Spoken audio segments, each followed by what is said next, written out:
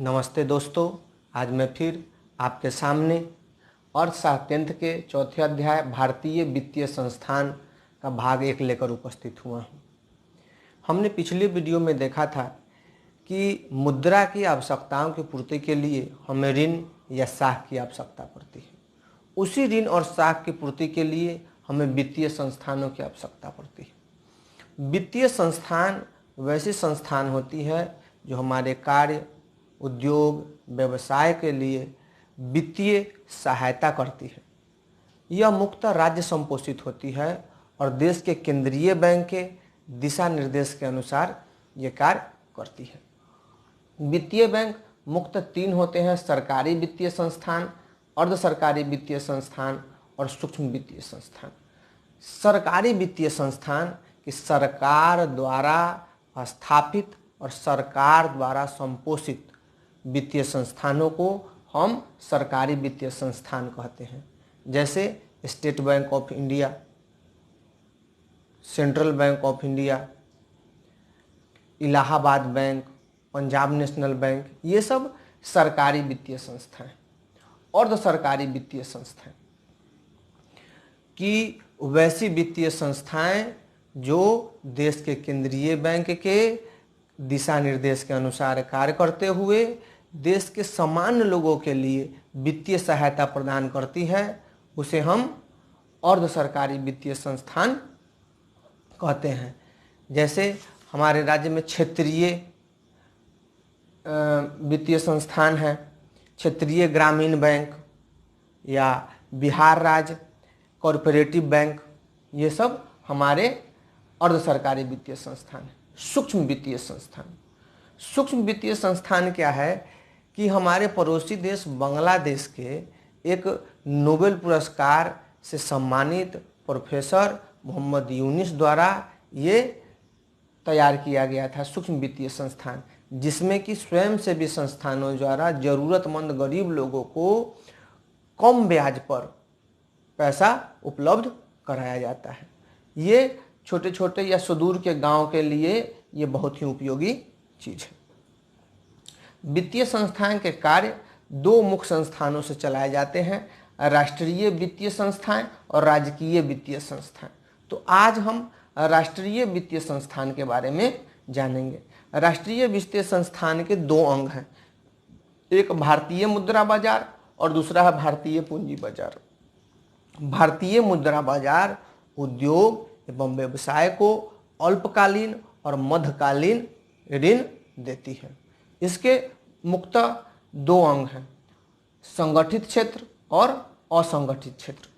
संगठित क्षेत्र में वाणिज्य बैंक, निजी क्षेत्रों के बैंक, व्यावसायिक बैंक और विदेशी बैंक आते हैं, जबकि असंगठित क्षेत्र में देश के अंदर के बैंकिंग क्षेत्र और जिसमें वित्तीय संस्थान न होते हुए भी जो कार्य करते हैं वो आते हैं असंगठित क्षेत्र में।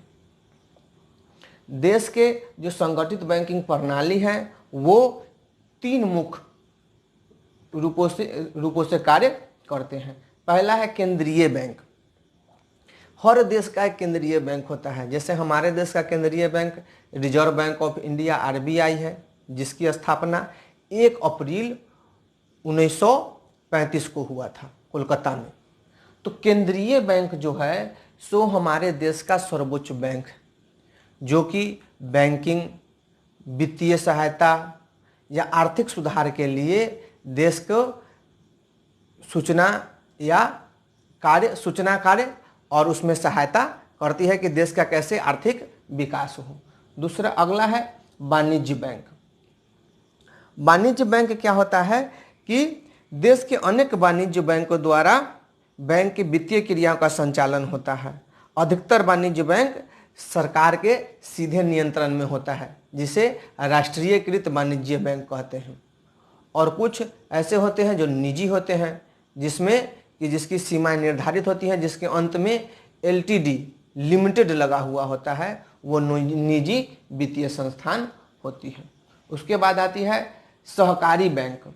सहकारी बैंक क्या होता है कि सहकारी क्षेत्र में आपसी सहयोग और सद्भावना के आधार पर अनेक वित्तीय संस्थान चलाए जाते हैं, जो कि सरकारी बैंक में अलग अलग राज्यों में अलग अलग नाम से जाने जाते हैं और ये भी आरबीआई के दिशा निर्देश के अनुसार कार्य करते हैं।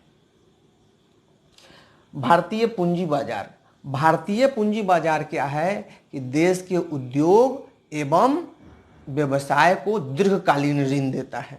यह मुख्यतः 4 बिंदुओं पर कार्य करता है: प्रतिभूति बाजार, औद्योगिक बाजार, विकास वित्त संस्थान और गैर बैंकिंग वित्तीय संस्थान।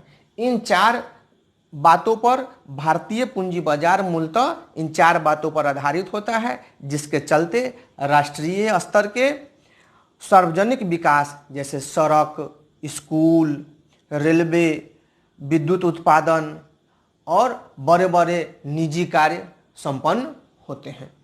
जो वित्तीय संस्थाएं हैं हमारे देश की रीढ़ की हड्डी। इसके सहायता के बिना हमारे देश में कोई भी कार्य नहीं हो सकता।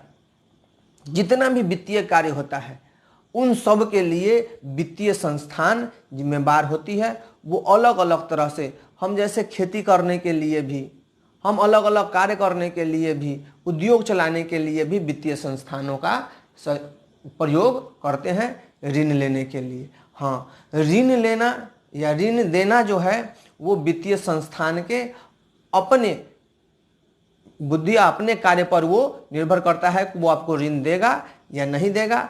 आपके अपने कार्य क्षमता के अनुसार, या वो जो बैंक होता है उसके जो कार्यकर्ता होते हैं वो अपने बुद्धि क्षमता के अनुसार वो सोचते हैं कि किसको ऋण देना है और किसको ऋण नहीं देना है। पर जितने भी उद्योग चल रहे हैं, बड़े से बड़ा उद्योग, वो सब वित्तीय संस्थान की सहायता से ही चल रहे हैं। तो आज के वीडियो में इतना ही।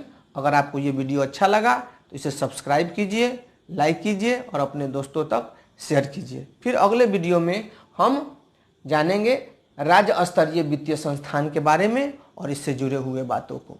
तब तक के लिए बहुत बहुत धन्यवाद।